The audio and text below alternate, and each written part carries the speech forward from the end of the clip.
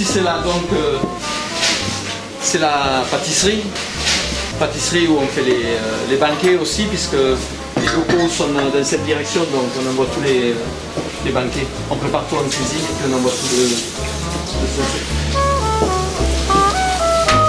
Et dans la cuisine chaude, ici, on a été les premiers au Danemark à faire installer l'induction.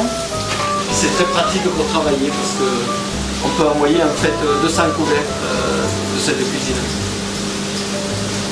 Avec un cuisinier de chaque côté, un élève, un apprenti de chaque côté et un apprenti au dessert.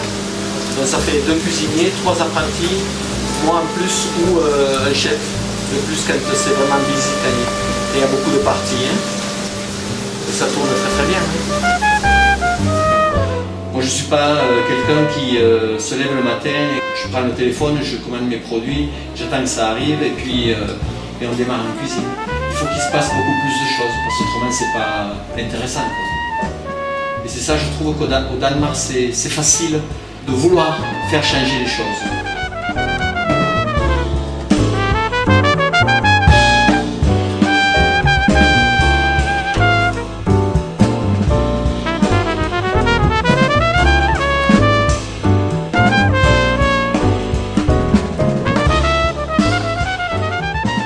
Le concept du sommelier, c'est en fait, comme on a tous les deux, Jesper, mon partenaire, et moi-même, et on a un troisième partenaire, Eric, c'était pour faire découvrir surtout aux Danois la cuisine française de base.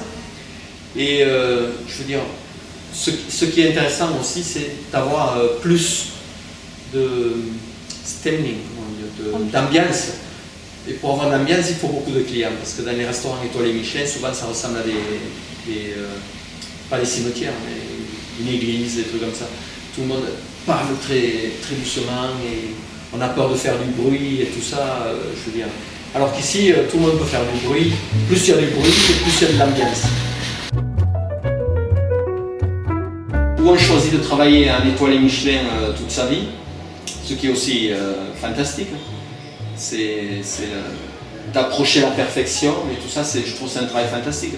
Mais dans la vie, on ne peut pas tout avoir. Mais le chemin que j'ai choisi, je dirais, ça permet un petit peu de tout.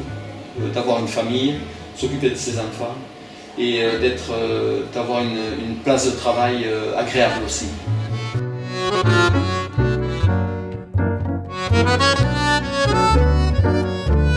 Le sommelier, Umami et Mâche, ce sont des restaurants où on travaille que les produits, en majorité que les produits danois. Donc on ne fait pas venir les produits trop. Là, c'est très nécessaire, je trouve, qu'un cuisinier travaille avec une collaboration très proche avec ses producteurs. Parce que c'est le seul moyen de les faire améliorer le produit. Et puis, on est heureux et respectueux de présenter à nos clients une histoire de la gastronomie, d'un produit et d'une famille qui va travailler pour mettre dans une assiette quelque chose que le client va aimer et quand il va ressortir, lui avoir donné un petit peu de joie de vivre, quoi. C'est ça, c'est toute cette philosophie-là qui est, je pense que les Français ont essayé qu'ils ont en fait donné au Danemark. Moi je suis arrivé en route, quoi. Mais je trouve que le message est joli. On travaille avec les producteurs danois pour avoir des poulets qui sont pas trop pompés, mais plus la forme des poulets, il faut qu'ils soient beaucoup plus. Je pense toujours aux voitures de sport. Quand je parle du poulet de Bresse, pour moi, je pense aux voitures italiennes de sport. Ils sont beaucoup plus affinés, qui ont plus racés, je dirais. Les poulets danois sont un peu plus comme on dit au Danemark. Au Danemark, on utilise beaucoup de notre temps à retirer l'eau qu'il y a dans les aliments, comme on fait dans le reste de l'Europe.